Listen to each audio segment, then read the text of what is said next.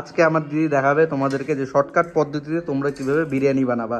এখানে কি কি আছে বলে এখানে আছে ধনিয়া, গোটা ধনিয়া, লং আছে, দারচিনি আছে। হ্যালো গাইস, তো আজকের ব্লগটা শুরু করছি আমি বাড়ি থেকে। আজকে আমি যাচ্ছি একটু এই দোকানে দিদির সাথে। আমি কয়টা জিনিসপত্র নিয়ে আসবো, যেগুলো আর কি আজকে দিদি আমাকে বিরিয়ানি বানায় খাওয়াবে। মানে আর কি বাড়িতে আসছে অনেক দিন হলো, আর দিদি খুব ভালো বিরিয়ানি বানায়। তো আজকে দিদি বিরিয়ানি বানাবে, তো যেই সব জিনিসপত্র লাগে, চাল আছে, হ্যাঁ, তো যেসব জিনিসপত্র যেগুলো আছে আর কি দোকান থেকে, যেগুলো মুদির দোকানের জিনিসপত্র, কিছু কিছু জিনিস আছে বাড়িতে, আর যেগুলো জিনিস নাই সেই সব জিনিসপত্র আনতে যাব। তো চলো এখন এখন যাচ্ছি আমি। দিদি রাস্তায় আছে।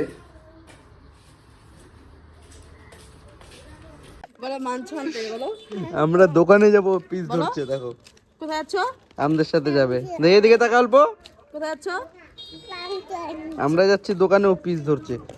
এখন আমরা যাচ্ছি দোকানে মাংস আনতে, আর কি সব জিনিস আছে ওইসব জিনিস নিয়ে আসতে। দোকান খোলা আছে এখন, মনে তো হচ্ছে যে দোকান বন্ধ। যাই হোক, এখন একটু বিকাল বিকাল এই সময় সবাই রেস্ট করে। চলো এখন দোকানে যাই, তারপরে দেখা যাবে। তো বন্ধুরা, আমরা গেছিলাম অম্বিকানগরে আজকে বৃহস্পতিবার থাকাকালীন, ওর জন্য আজকে অম্বিকানগর পুরো মার্কেট বন্ধ, যার জন্য এখন আমাদের পাড়ার লোকাল দোকান থেকে নিতে হবে। এখন যাবো আমরা মথুরা সাহার দোকান, তো ওই দোকানে যায় নিয়ে যেসব জিনিসপত্র আছে সেগুলো জিনিস নিব। আগে যদি জানতাম যে আজকে বৃহস্পতিবার, মনে ছিল না, যার জন্য আসছিলাম। যদি জানতাম তাহলে আর আসতামই না, কারণ কি বৃহস্পতিবার করে আমাদের এই অম্বিকানগরের মার্কেট বন্ধ থাকে। তো চলো এখন মথুরা সাহার দোকানে গিয়ে তারপর তোমাদের সাথে কথা হচ্ছে। দেখো গাইস, ওয়েদারটা চেক করো, কি সুন্দর লাগতেছে। মানে মেঘটা নট ওয়েদার, ওদিকটার ওয়েদারটা কি সুন্দর লাগতেছে। লালচা লালচা, নীলচা নীলচা। এখন এইসব জিনিসপত্র নিলাম মথুরা সাহার দোকান থেকে। সন্ধ্যাই হয়ে গেল আমাদের ঘোরাঘুরি করতে করতে। হ্যাঁ, এখন আমাদের মুদিখানা দোকানের জিনিসপত্র নিয়ে নিলাম। এখন আমরা নিতে যাচ্ছি মাংস। তো চলো মাংসের দোকানে গিয়ে কথা হচ্ছে। এখন মাংস নেওয়া হয়ে গেল। এখন যেসব জিনিসপত্র আনতে গেছিলাম, মাংস আর এই যে মশলাপাতি, এদিকে আন। মাংস আর মশলাপাতি সেই সব জিনিস রেডি, এখানে রেখে দিলাম, হ্যাঁ সাইডে। এখন আজকে তোমাদেরকে দেখাবো আমরা বিরিয়ানি কি করে বানায়, তোমরা খাবা। এদিকে সব রেডি করে রাখছে, পেঁয়াজ আর ওই আলু। আগে এই মশলা মিক্সিতে আমরা পেঁয়াজ রসুন আদা আগে মিক্সিতে গ্রাইন্ড করে নিব, এটা করে নিই। বন্ধুরা, আজকে আমার দিদি দেখাবে তোমাদেরকে যে শর্টকাট পদ্ধতিতে তোমরা কিভাবে বিরিয়ানি বানাবা। এখানে কি কি আছে বলে। এখানে আছে ধনিয়া, গোটা ধনিয়া, লং আছে, দারচিনি আছে, দু তিনটা এলাচ আছে। তো এখানে দেখে নিলা, এগুলো কি ভাজতে হবে? এগুলো না ভাজলেও হবে, আমি শর্টকাট বানাবো না, এর জন্য আমাদের ভাজতে লাগবে না। তো আজকে আমরা শর্টকাট পদ্ধতিতে বিরিয়ানি বানাবো, তোমরা সবাই দেখো যে কি করে আমরা বিরিয়ানিটা বানাই। দেখো, প্রথমে আলু লবণ হলুদ দিয়ে মাইকে দিতে হবে, এগুলা ভাইজে নিতে হবে প্রথমে। তো এখন আমরা এগুলো মাখাচ্ছি, তারপরে ভাজবো। উনানটা গরম কর। আগে তেল গরম করে নেবা তোমরা, যতটা পরিমাণ আর কি গরম লাগে। তেলটা গরম হয়ে যাওয়ার পরে এরকম করে একটা একটা করে আলু দিয়ে ভেজে নিবা।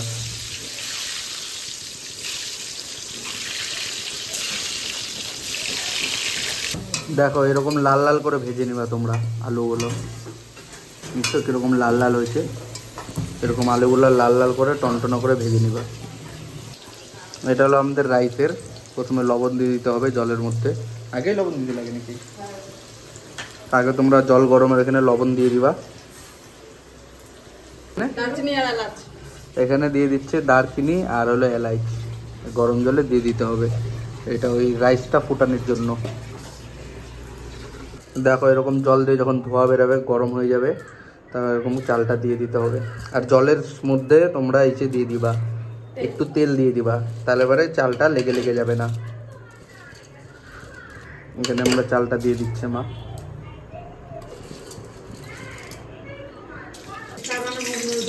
দেখো, এখন পেঁয়াজগুলো এরকম কুচি কুচি করে কেটে নিয়ে এরকম করে তেলে গরম করবা।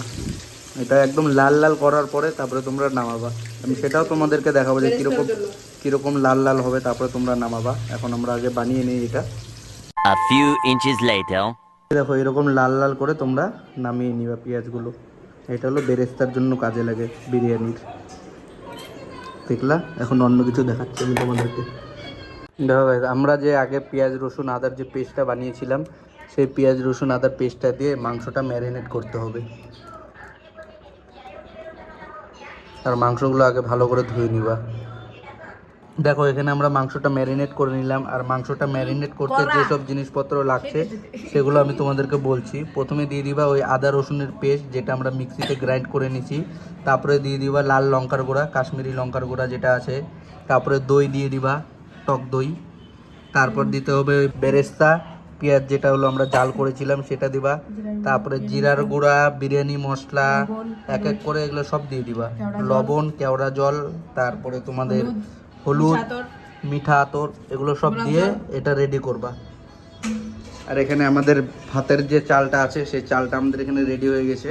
আর চালটা প্রায় 80% 90% সিদ্ধ করে নিবা।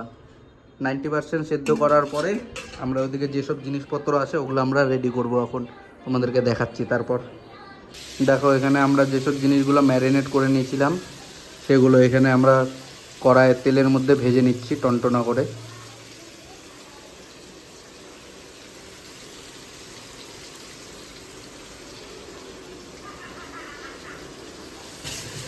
দেখো এখানে একটু জলও দিয়ে দেওয়া হলো, কারণ কি মাংসটা সিদ্ধ হতে লাগবে, যার জন্য ওই গ্রেভি টেভি যেগুলো আমরা ম্যারিনেট করছি তেলের মধ্যে দিয়ে নিয়ে সেসব আর কি আবার একটু পরিমাণ মতো জল দিয়ে ঢাকা দিয়ে দিবা কিছু দিয়ে। আমরা এখানে থাল দিয়ে ঢাকা দিয়ে দিচ্ছি। তো চলো এটা সিদ্ধ হোক, তারপরে কথা হচ্ছে। A few moments later. তো গাইস দেখো আমাদের মাংসটা সিদ্ধও হয়ে গেছে আর এই যে গ্রেভি হয়ে গেছে। তো এখন আমি দেখাচ্ছি তোমাদেরকে কীভাবে কি রেডি করবা। দুধের মধ্যে আমাদের দিতে হবে কেশর। আমাদের কাছে যেহেতু নাই, যার জন্য আমরা কেশরটা দেইনি, এখানে লোকালে পাইনি কেশর, ওর জন্য আমরা দিই না। এখানে মিঠা আতর দিতে লাগে, কেওড়া জল, গোলাপ জল, আর এই যে পরিমাণ মতো দুধ। এটা দিয়ে একটা মিশ্রণ তৈরি করে নিবা ভালো মতো মিশিয়ে। দেখো আমাদের সব রেডি করা হয়ে গেছে। এখন এখানে আমরা রেডি করতেছি। প্রথমে আমরা সসপ্যানে বানাচ্ছি, তোমরা চাইলে হাঁড়িতেও বানাতে পারো। এখানে আমরা বেরেস্তা দিয়ে দিলাম শুরুতে।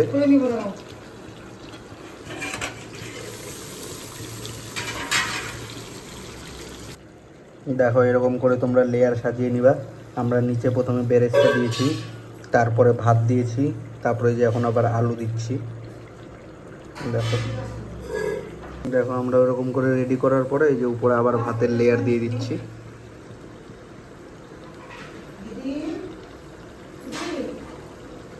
দেখো এখানে প্রথমে বিরিয়ানিটা আমরা লেয়ার হিসেবে সাজিয়ে নিলাম। তারপরে উপরের মধ্যে আমরা ঘি, তারপরে যে একটা জলের যেটা লিকুইড বানালাম, দুধ দিয়ে একটা লিকুইড জল জাতীয়, ওটা রেডি করে নিয়ে উপরে ছিটিয়ে দিলাম চারিদিকটা। তারপরে একটু বেরেস্তা দিয়ে দিলাম, তারপরে হালকা একটু ফুড কালার দিয়ে আমরা এখন এটা ঢাকা দিয়ে দিব। আমরা এখানে শিলপাতা দিয়ে চাপা দিয়ে দিলাম। আমরা চাইলে আটা দিয়েও সাইড দিয়ে বন্ধ করতে পারতাম। আমাদের যেহেতু এটা সব টাইট ফিটিংয়ে আছে, হাওয়া বেরোচ্ছে না, তার জন্য আমরা এই শিলপাতা দিয়ে চাপা দিয়ে রাখলাম। এরকম 10 থেকে 15 মিনিট 20 মিনিট পরে আমাদের বিরিয়ানিটা রেডি হয়ে যাবে। তারপর আমি তোমাদেরকে দেখাচ্ছি আমাদের বিরিয়ানি। তো অনেকক্ষণ জাল করার পরে 10-15 মিনিট পরে এখন আমাদের হয়ে গেছে। দেখো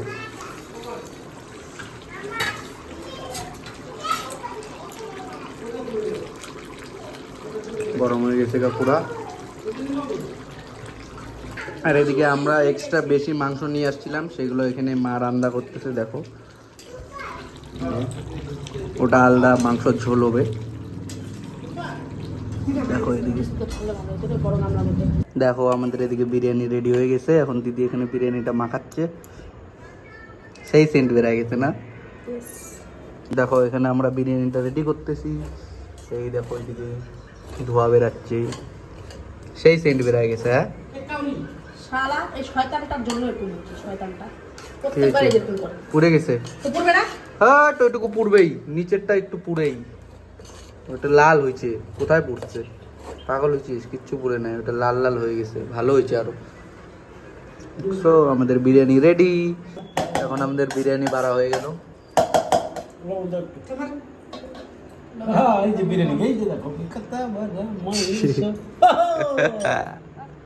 তুমি বিরিয়ানি খাইলা? মাংস আলু, এটা মাংস, এই যে মাংস মাংস। তুমি না বলো দিদির বিরিয়ানি খাইতে কিরকম হয়েছে? হ্যাঁ সেই টেস্ট সেই টেস্ট দোকানে পাওয়া যাবে বাবা এরকম এই বিরিয়ানি? বিরিয়ানির দোকান কোথাতে দিবে? এই বিরিয়ানির দোকান থেকে দিতে পারে নাকি? এই দেখো আমাদের বিরিয়ানি। এখানে এই যে মাংসটা আছে যেটা আলাদা আছে, এই আমার দোকানে কোনো সঙ্গে নেই। দোকানে এখন আমি খাচ্ছি। সেই হয়েছে রে। আমি যে বিরিয়ানি বানালাম তোর কেমন লাগলো খাই বল? সেই হয়েছে সেই। গাইজ তোমাদেরকে সব দেখালাম আমরা যে কিভাবে কিভাবে বিরিয়ানি বানাবা। আমার দিদি যে বিরিয়ানিটা বানাইলো রেসিপিও দিলাম, এরকম করে তোমরা বিরিয়ানি বানাবা। আর দিদি বিরিয়ানি খাইলাম তো সেই এতটা টেস্ট হয়েছে, মানে দোকান তো পাওয়াই যাবে না এরকম টেস্ট। খুব ভালো হয়েছে। তুই বল তোর কেমন লাগলো? আমারও খুব ভালো লাগলো আবার কি। তো আজকে তোমাদেরকে আমরা দেখালাম বিরিয়ানির ব্লগ। তো আজকের ব্লগটা এখানেই শেষ, দেখা হচ্ছে নেক্সট ব্লগ। আর তোমরা যদি চ্যানেলে নতুন হয়ে থাকো তো চ্যানেলটা সাবস্ক্রাইব করতে ভুলবা না। আর গাইজ আমার ব্লগ কিন্তু তোমরা ফেসবুকেও দেখতে পারবা, তো ফেসবুকের পেজটাও ফলো করে রাখবা। তো চলো টাটা।